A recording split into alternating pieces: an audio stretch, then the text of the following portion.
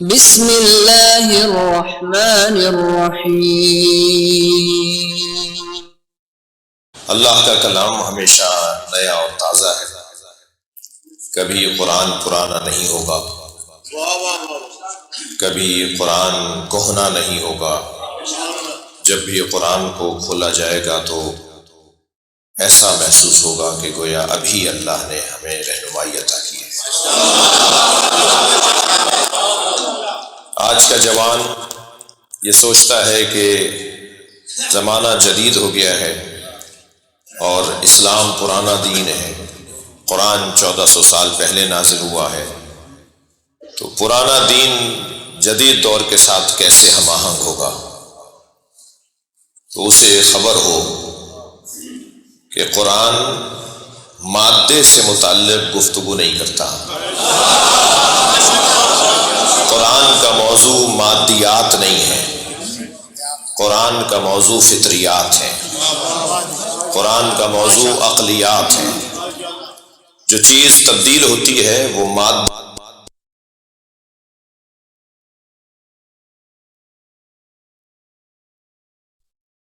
مکانات بدل گئے ہیں، ہمارے لباس تبدیل ہو،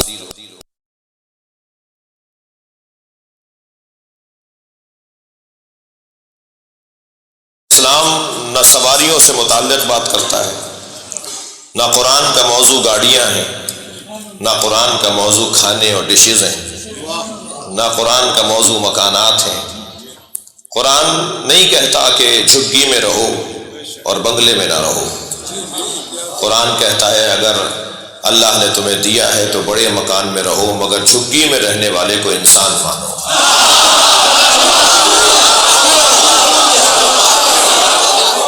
قرآن نہیں کہتا کہ بڑی گاڑی میں نہ بیٹھو، اگر اللہ نے دیا ہے تو بڑی گاڑی میں بیٹھو، مگر پیدل چلنے والے کو آدمی مانو۔ قرآن کا کبھی عنوان نہیں رہا کہ تہبند باندھو گے تو مسلمان، شلوار پہنو گے قمیض پہنو گے تو مسلمان، پینٹ پہن لی تو تم کافر ہو گئے۔ اسلام کپڑوں سے متعلق بات نہیں کرتا، اسلام کہتا ہے جو چاہو پہنو، اپنی حیا بچاؤ۔ اسلام کا عنوان مادہ نہیں ہے، اسلام کا عنوان فطریات اور عقلیات ہے۔ 1400 سال پہلے سیدہ نے فرمایا تھا مجھے بچوں کی 5 خصلتیں پسند ہیں، انی احب من الصبیان 5 خصال، مجھے بچوں کی 5 خصلتیں پسند ہیں۔ وہ جو 1400 سال پہلے بی بی نے کہا تھا، فرمایا تھا، آج بھی وہی بچوں میں خصلتیں ہیں، بچہ بدلا نہیں ہے۔ کسی میں دم ہے تو کہہ دو کہ پرانی بات ہے، کوئی اور بات کرو۔ جی بی بی فرما رہی ہے مجھے بچوں کی 5 خصلتیں پسند ہیں۔ الاول انہم الباکون، مجھے اچھا لگتا ہے، مجھے پسند ہے کہ یہ روتے زیادہ ہیں۔ ہم تو مولانا کے پاس دعا دم کروانے لے جاتے ہیں، ہم تو ڈاکٹر کے پاس لے جاتے ہیں کہ یہ روتا زیادہ ہے۔ بی بی فرما رہی ہے مجھے اچھا لگتا ہے یہ روتا زیادہ ہے۔ گویا بی بی پیغام دے رہی ہے اس کا دل نرم ہوتا ہے، اور جس کا دل نرم ہو سیدہ کو اچھا لگتا ہے۔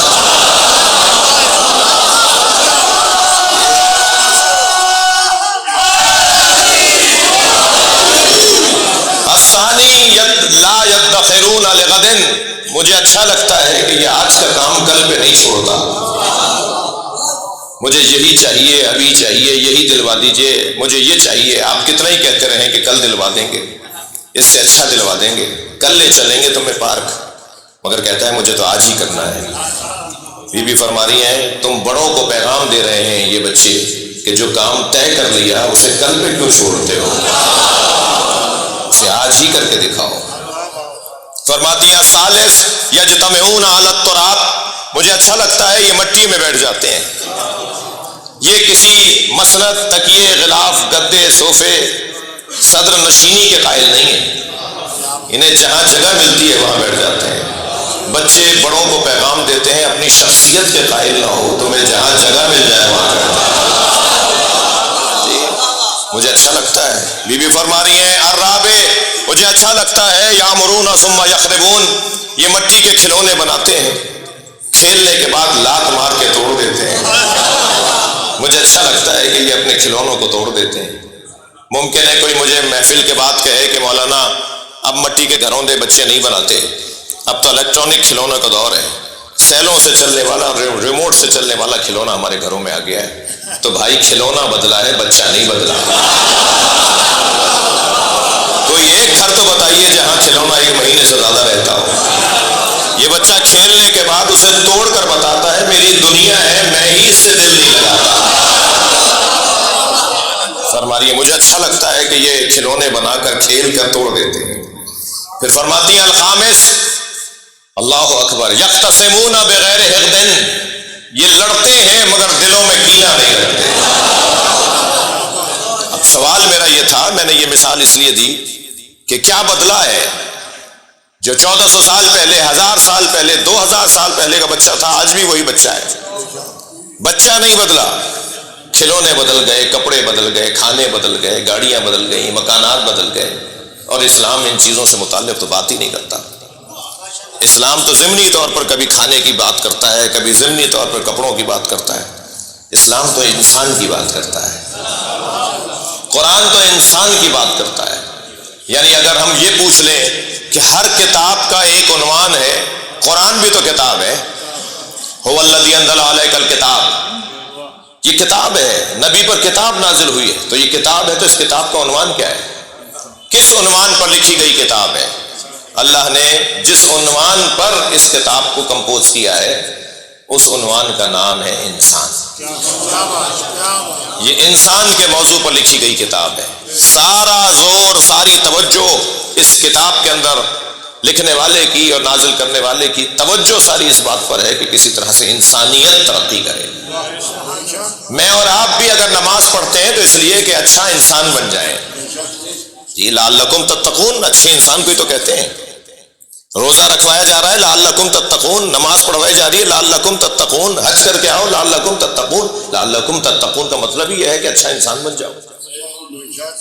یہ امام بارگاہ میں نے اور آپ نے اگر ہم نے بنایا ہے تو اس لیے کہ اس میں آنے والے اچھے انسان بن کے باہر جائیں. یعنی دور سے لوگ دیکھ کر کہیں وہ حسینی جا رہا ہے، ہمارے شہر میں سب سے اچھا انسان یہی ہے. فلاں دکاندار سے مال خریدو، وہ حسین کا ماتمدار ہے، یہ جعلی مال نہیں بیچتا. یہی تو پیغام ہے اس امام بارگاہ کا. تو تمام تر اگر محنتوں اور مشقتوں کا خلاصہ نکالا جائے تو لعلکم تتقون، تاکہ تم اچھے انسان بن جاؤ، تم بڑے آدمی بن جاؤ، تمہارا قد ذرا بلند ہو جائے.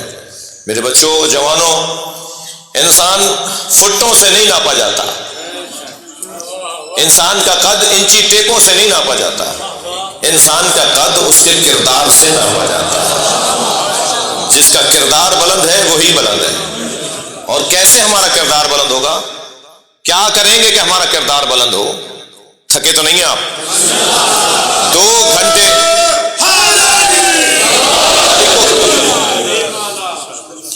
گھنٹے تک اگر میں گلاب بیچنے والے کے دکے پر بیٹھ کر آؤں، 2 گھنٹے اگر گلاب بیچنے والے کی دکان پر جاؤں جہاں گلاب رکھا ہوا ہے، پھول رکھے ہوئے ہیں، تو 4 گھنٹے تک میرے اندر سے گلاب کی خوشبو آتی ہے جو 70 سال سے حسین حسین کر رہا ہے.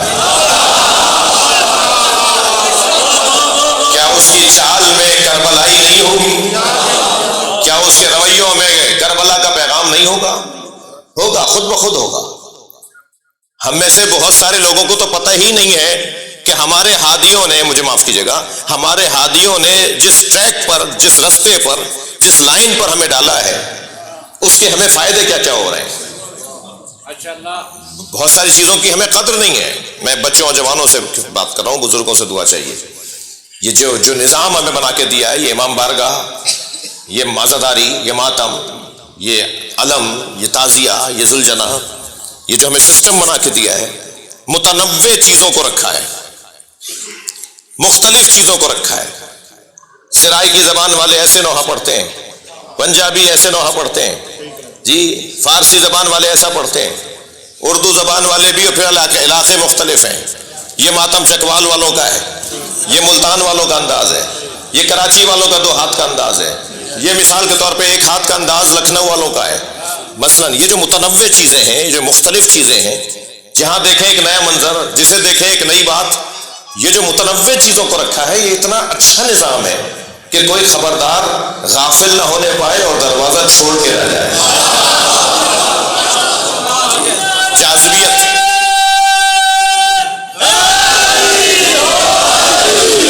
یہ جو جاذبیت ہے نا، یہ جو کشش ہے، آج جو آپ سے ایک طبقہ پریشان ہے کہ ان کے امام بارگاہ میں مجمع کیوں زیادہ ہو رہا ہے، جی یہ جلوسوں میں مجمع زیادہ کیوں ہو رہا ہے، یہ حسینی عزاداروں میں اضافہ کیوں ہوتا جا رہا ہے، وہ پریشان اس وجہ سے ہیں کہ آپ کا طریقہ بڑا عمدہ ہے، لوگ پریشان ہیں، اور پھر آپ کو چپتے ہوئے جملے کہتے ہیں کہ یہ تو یہ کرتے ہیں، وہ کرتے ہیں۔ اچھا جی ہم کرتے ہیں نا، آپ کو کیا پریشانی ہے؟ جی الحمدللہ ہم نے تو اس سے فائدہ لیا ہے۔ پوری دنیا میں حسین مولا کا چاہنے والا جس آبرو کے ساتھ رہتا ہے، کسی اور کے تصور میں نہیں ہے وہ آبرو۔